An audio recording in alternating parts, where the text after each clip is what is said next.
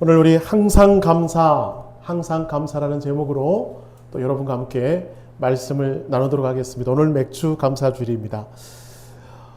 교회에 처음 나온 70세 할머니가요, 자꾸 예배 시간에 킥킥킥 웃는 거예요. 자꾸 예배 시간에 집중을 하지 못하고 계속 웃으시는 그 할머니에게 그 할머니를 전도하신 성도가 묻습니다. 할머니 왜 자꾸 저렇게 웃으세요? 그랬더니 할머니가 그러시는 거예요. 아니 다음 주에 맥주 감사 주일로 예배를 한다는데, 아니 나는 교회 다니는 사람은 술 안 먹는 줄 알았어. 그래서 아이고 다음 주에 맥주 먹는 날이니 얼마나 기분이 좋은지 몰라 자꾸 웃음이 나온다고. 그래서 맥주 감사 주일로 알고 막 웃었다고 하는 것입니다. 네. 여러분, 맥주 감사절은 맥주를 주 원료로 하는 보리 농사와 연관이 있습니다. 보리 농사를 수확하고 난 다음에 한 해의 절반을 지나는 동안 주님께서 우리를 도우시고 인도해 주신 것에 감사하여 그 감사의 마음을 담아 하나님 앞에 예배하며 감사하는, 오늘은 맥주 감사절입니다. 여러분, 전에 미시간 호수에서 배 한 척이 침몰했습니다. 그래서 사람들이 호적거리면서 죽음을 맞이하려고 하는 그때 노스웨스트 학생 한 명이, 그 대학에 다니는 학생 한 명이 그 물속에 뛰어들어서 23명이나 구하는 기적을 펼친 적이 있어요. 그 얘기를 수십 년이 지난 후에 토레이 목사님이 설교 시간에 그 예화로 들면서 그런 얘기를 한참 하고 있을 때 마침 그 자리에 예배 장소에 바로 그 청년이 중년이 되어 예배에 참석하고 있었다고 하는 것입니다. 그래서 목사님이 그분을 발견하고 당황하면서도 그에게 이렇게 묻습니다. 그 사건을 통하여 가장 인상적인 것이 무엇이었습니까? 그랬더니 그분이 이렇게 말을 해요. 단 한 사람도 고맙다는 말을 하지 않은 것이 인상적이었습니다. 여러분, 생명을 구한 23명 중에 어느 누구 하나도 그분에게 찾아와서 고맙다고 한마디도 하지 않았던 그 모습이 가장 인상적이었다고 하는 거예요. 세상이 빡빡하다 보니, 또 살기에 급급하다 보니 여러분, 우리도 모르게 감사가 점점점 사라져가고 있는 시대를 살아가고 있는 우리의 모습을 발견하게 됩니다. 여러분의 입술은 감사가 있습니까? 여러분은 감사를 붙잡고 살아가는 인생을 보내고 계십니까? 신촌 세브란스 병동에 그 심장병동에 이런 글귀가 있어요. 화면을 보면서 제가 한번 읽어드릴게요. 지은이는 알 수 없습니다. 그러나 이런 글귀가 병원에 걸려 있습니다. 주님, 때때로 병들게 하심을 감사합니다. 인간의 약함을 깨닫게 해주시기 때문입니다. 가끔 고독의 수령에 내던져 주심도 감사합니다. 그것은 주님과 가까워지는 기회입니다. 일이 계획대로 안 되게 틀어주심도 감사합니다. 그래서 나의 교만이 반성될 수 있습니다. 아들, 딸이 걱정거리가 되게 하시고 부모와 동기가 짐으로 느껴질 때도 감사합니다. 그래서 인간된 보람을 깨닫기 때문입니다. 먹고 사는데 힘겨우게 하심을 감사합니다. 눈물로써 빵을 먹는 심정을 이해할 수 있기 때문입니다. 불의와 허위가 득세하는 시대에 태어난 것도 감사합니다. 하나님의 의가 분명히 드러나기 때문입니다. 땀과 고생의 잔을 맛보게 하심도 감사합니다. 그래서 주님의 사랑을 깨닫기 때문입니다. 주님, 감사할 수 있는 마음을 주심을 감사합니다. 우리는 가능성이 있습니다. 마지막에 저 가능성이 있습니다고 하는 것은 내 안에 감사가 있기 때문에 난 아직 심장이 뛴다라고 하는 거예요. 하나님이 그 모습을 기뻐 받으신다. 이게 어디에 걸려 있다고요? 예, 심장병동에 걸려 있습니다. 여전히 나는 감사로 심장이 뜁니다. 그래서 나는 여전히 가능성이 있습니다. 여러분 어떻습니까? 여러분에도 이런 감사의 심장이 뛰고 있습니까? 그로 인하여 주님 앞에 오늘 또 기쁨으로 예배하고 계십니까? 한번 옆 사람 바라보세요. 기쁨으로 예배하는 자인가? 주일이니까 어쩔 수 없이 나와 앉아있는가? 한번 보러 볼까요? 어때요? 옆에 사람 어떤 것 같습니까? 기쁨으로 감사한 것 같으세요? 네. 아무도 아멘 안 하는 거 보니까 마음이 좀 어려워집니다. 네, 그렇습니다. 여러분, 신앙의 성숙, 그것은 우리의 입술이 감사가 머물러 있느냐 그렇지 않느냐에 따라 달려있다라고 하는 것입니다. 그래서 여러분, 데살로니가 전서 5장 18절은 이렇게 말합니다. 우리 같이 읽을까요? 범사에 감사하라. 이것이 그리스도 예수 안에 너희를 향하신 하나님의 뜻이니라. 감사하라. 범사에 라고 하는 도전을 주셔요. 예. 범사라고 하는 것은 좋을 때도 감사, 나쁠 때도 감사, 맑을 때도 감사, 흐릴 때도 감사. 오늘 여성교회 찬양이 바로 그런 가사를 담고 있어서 참 마음이 흐뭇한 찬양을 드렸습니다. 그래서 저는 오늘 여러분과 함께 도저히 감사할 수 없는 일을 당했음에도 불구하고 그런 현실의 무거운 짐에서도 우리가 감사할 수 있는가? 우리 그래도 감사하고 있는가? 취직난, 경제난, 육신의 아픔, 그 마음의 상처 속에서도 감사할 수 있는가? 그 감사할 이유를 한번 찾아보면서 은혜를 나누었으면 좋겠습니다. 여러분, 이 세상에는 세 부류의 사람이 있는 것 같습니다. 첫째는 뭐냐면 여러분, 있음에도 불구하고 감사할 줄 모르는 사람. 내가 많이 가졌음에도 불구하고 손에 많이 들어있음에도 불구하고 여전히 감사할 줄 모르는 사람이 있어요. 그 입에는 여전히 불평, 불만, 원망만 차 있는 사람이 있더라라고 하는 거예요. 이게 문제가 뭐예요? 요즘 현대인들이 그렇다라는 거예요. 어제 어느 분과 함께 신방을 좀 했습니다. 그러면서 6.25 때 얘기도 하고요. 참 어려웠을 때 얘기를 하면서 지금은 얼마나 먹고 살만한가. 그런데 여러분, 그럼에도 불구하고 우리의 입술에 감사가 있는가. 먹고 살만해도 감사할 줄 모르는 첫째 부류가 있고요. 두 번째 부류는 여러분, 있음으로 감사하는 사람입니다. 있음으로 감사하는 경우는 누구나 할 수 있는 겁니다. 내가 뭘 얻었기 때문에 감사하고, 그렇죠? 내가 어느 위치까지 올라갔음에 감사하는 것, 얻었기 때문에 감사하는 것은요, 쉬운 감사, 누구나 할 수 있는 감사죠. 예. 주어진 것에 감사하는 것, 당연한 것입니다. 자, 그런데 여러분, 여기에 함정이 있어요. 얻은 것으로 감사하는 사람들은요, 그것이 내 손에 들어오지 않았을 때는 영락없이 불평하더라라고 하는 거예요. 영락없이 불평하더라. 이것은 여러분, 미숙한 감사의 사람이라는 것입니다. 미숙한 사람입니다. 자, 그렇다면 세 번째 부류는 무엇인가? 세 번째 부류는 없을지라도 감사할 수 있는 사람. 아무것도 없는 막막한 현실 속에서도 기뻐하기로, 감사하기로 작정하면서 그렇게 살아내는 사람들이 있더라라고 하는 거예요. 무조건적인 감사, 절대적인 감사, 성숙한 감사. 그게 누구인가 봤더니요, 여러분, 바로 오늘 하박국에 나오는 하박국 선지자의 모습입니다.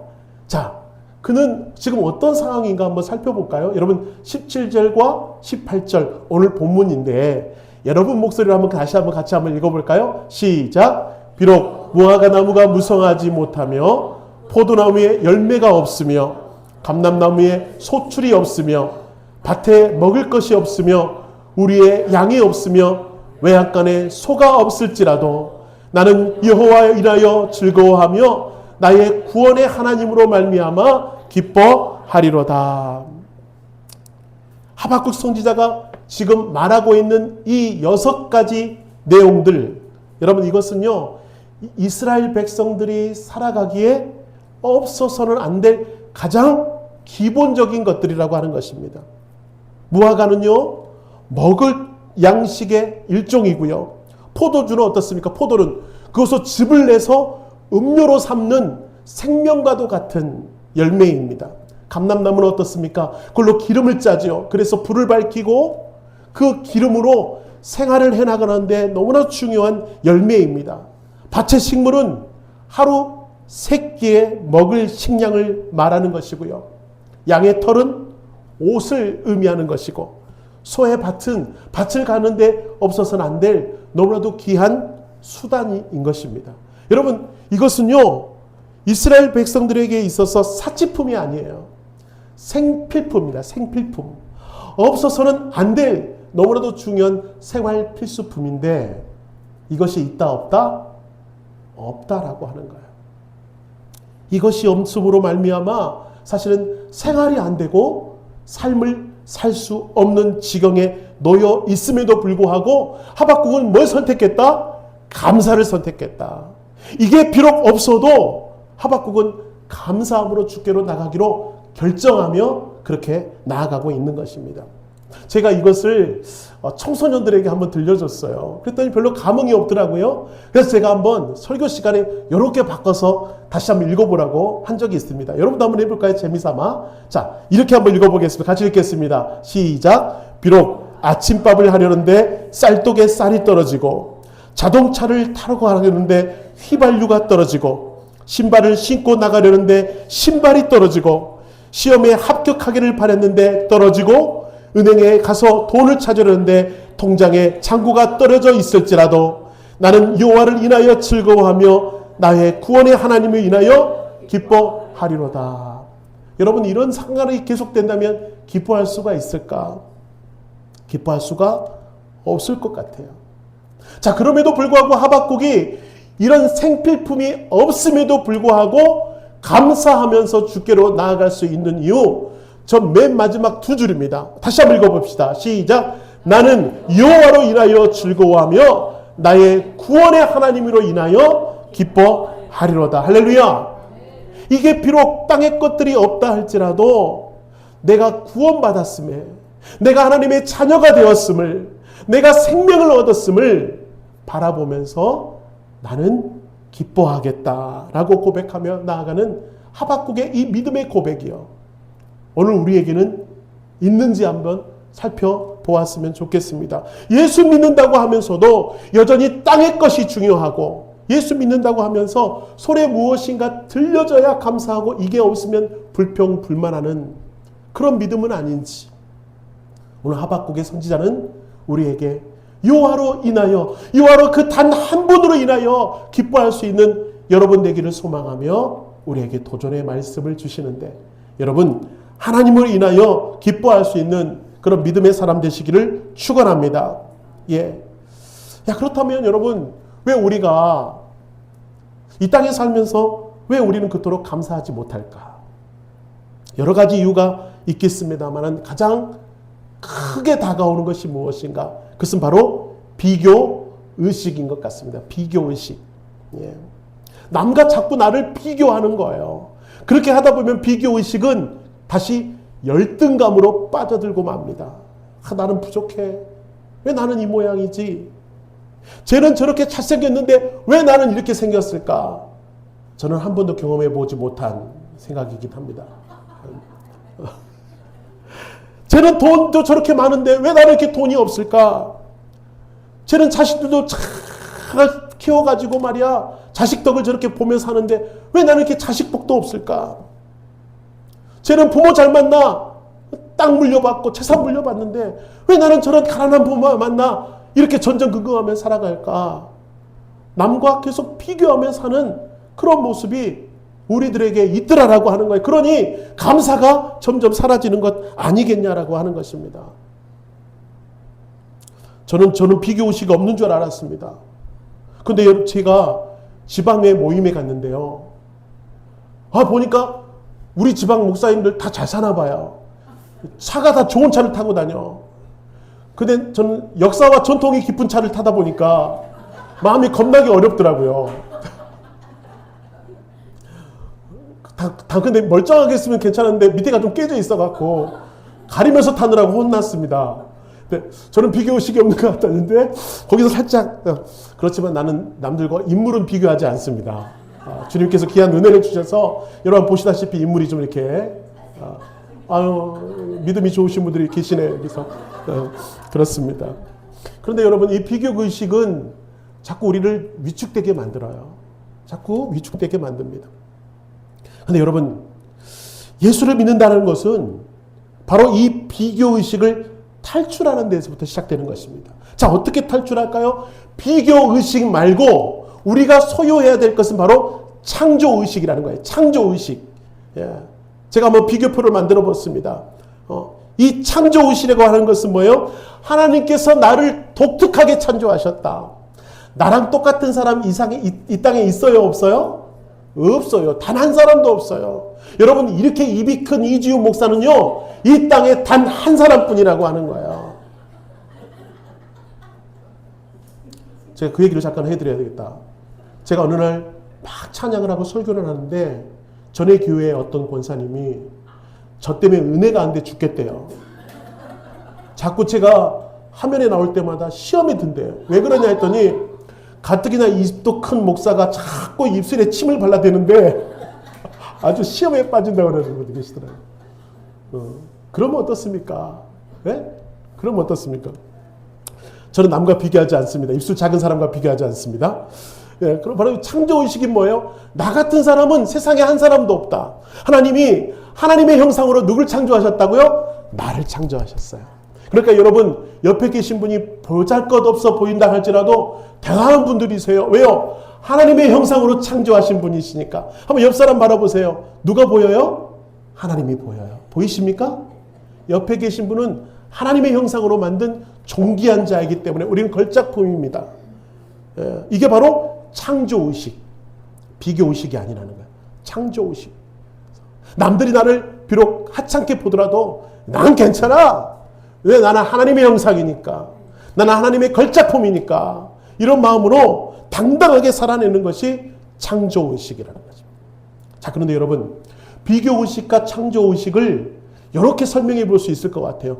비교의식은 상품, 창조의식은 작품. 자, 여러분, 상품은 무엇입니까? 상품은요, 좀 질 좋은 상품, 그리고 값싼 상품이 대우받습니다. 그런데 여러분, 그 상품이 값어치가 뚝 떨어질 때가 있으니 뭐예요? 새로운 상품이 나오면 그 상품의 값어치가 떨어져 버리고 말아요. 이게 바로 상품의 단점입니다. 그런데 여러분, 작품은 어떻습니까? 작품은요, 세월이 흘러갈수록, 시간이 지나갈수록 그 가치는 더 올라간다라는 거예요. 이게 작품의 특성입니다. 한번 화면을 보실까요? 여러분, 김흥도의 작품과 신윤복의 작품입니다. 여러분, 이 작품이 어떤 것이 더 좋은 것입니까? 어떤 작품이 더 좋은 작품이에요? 비교할 수 없어요.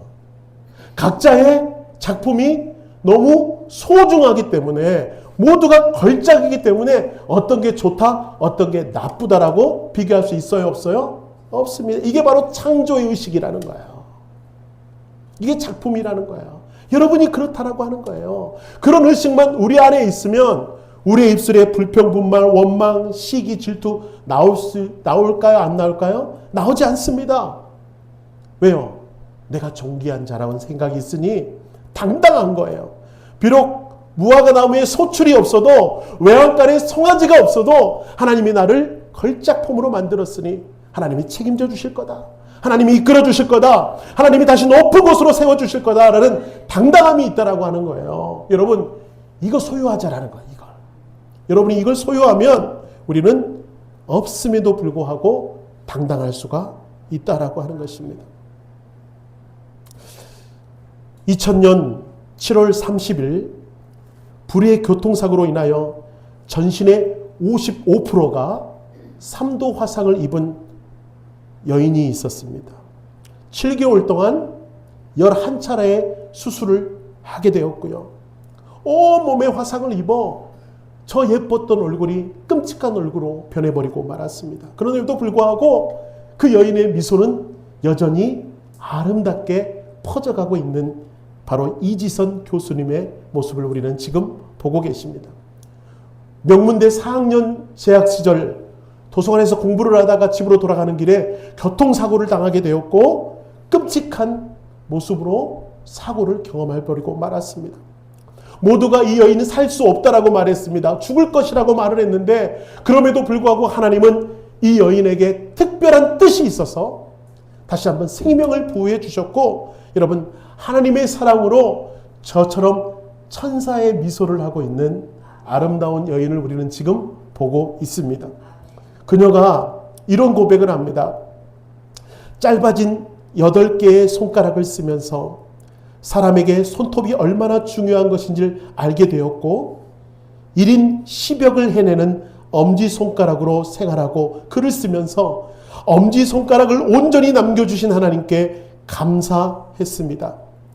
눈썹이 없어 무엇이든지 여과 과정 없이 눈으로 들어가는 것을 경험하면서 사람에게 작은 눈썹이 얼마나 필요한 것인지를 알았고 막대기처럼 돼버린 오른팔을 쓰면서 왜 하나님이 관절이 모두 구부러지도록 만드셨는지 손이 귀까지 닿는 것이 얼마나 중요한 일인지 깨달았습니다. 라고 고백하고 있는 그 여인의 고백, 여러분 아마 들어보셨을 것입니다. 여러분, 이 지선자매와 같은 일을 혹시 여러분이 당한다면, 여러분이 그런 끔찍한 교통사고를 당해서 내 몸의 55%가 3도 이상의 화상을 경험한다면 여러분은 어떻게 하셨을까요? 죄송합니다. 저는 아마 비관했을 거예요. 어쩌면 자살했을지도 모르겠습니다.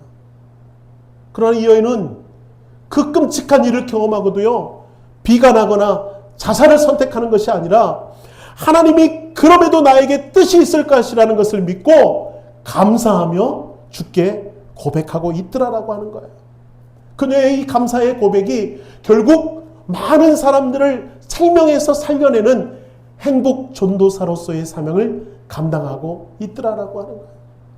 이런 처진데도 살아가는 나를 보라. 여러분 다시 한번 일어서야 되지 않겠냐. 그렇게 교회를 다니면서 복음을 전하는 이지성 교수님의 모습을 우리는 보고 있습니다. 이런 감사를 늘 해가며 살아갔던 성경의 인물이 한 사람 떠오릅니다. 그는 다니엘이었습니다. 다니엘 6장을 읽어보면 다니엘은 BC 605년 유다왕 여호감께 1차 포로로 끌려갔던 인물이었습니다. 그는 아마 왕족이나 귀족이었을 것입니다.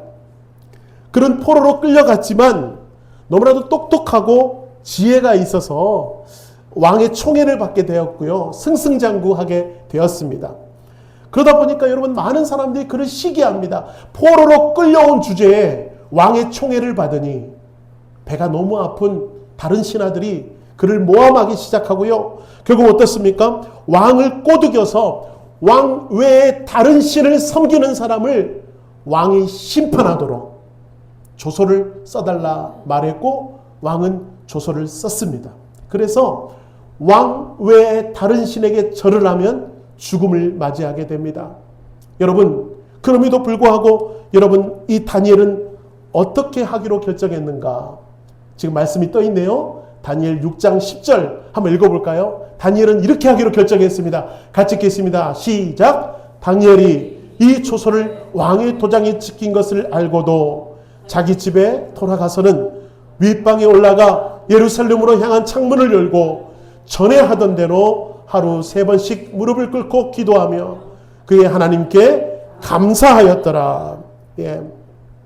다니엘은 다른 사람의 시기하고 다른 사람의 모함으로 죽을 위기에 놓여 있습니다. 그런데 여러분 그의 모습을 보십시오. 위축되고 소외되는 것이 아니라 전에 하던 대로 창문을 열어 적이 나를 볼 수 있도록 하고 하나님의 성전을 향해 하루 3번 무릎으로 기도하고 더 중요한 건 뭐예요?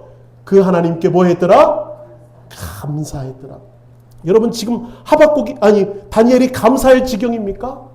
어쩌면 죽을지도 모르는 감사할 수 없는 상황이었을 거예요. 그럼에도 불구하고 하박국은 자꾸 하박국이라 한다. 오늘 주제가 하박국이라. 다니엘은 감사하기로 결정하는 거예요. 내 비록 목숨이 위태롭다 할지라도 목숨을 걸고 감사하겠다. 내 비록 목숨이 위태롭다 할지라도 늘 하던 대로 하나님께 기도하겠다. 그렇게 결정하며 그렇게 선택하며 나아갔던 다니엘. 여러분 그 끝이 어떻게 됐습니까? 다니엘은 하나님이 보호하셨고 다니엘을 모함하던 사람들이 죽음을 맞이하게 되었어요. 역전시키시는 하나님의 은혜를 경험합니다. 전화위복시키시는 하나님의 은혜를 경험하게 되었더라라고 하는 거예요. 사랑하는 우리 중앙교회 성도 여러분, 여러분은 지금 여러분의 입술에는 감사가 넘쳐났습니까? 아니면 불평이 넘쳐납니까? 여러분의 입술에는 찬양이 머물러 있습니까? 아니면 한숨이 머물러 있습니까? 바라기는 이 맥주 감사절에 우리에게 허락하셨던 하나님의 놀라운 은혜를 바라보면서 늘 감사가 풍성한 아름다운 입술 되기를 축복합니다. 그래서 늘 하나님을 찬양하는 귀한 입술 되기를 바라겠고요. 그 주님을 마음껏 높이며 예배하는, 그래서 하나님께서 더 큰 감사거리들로 우리에게 역사하시는 그런 믿음의 사람들 되시기를 주님의 이름으로 축원합니다. 아멘.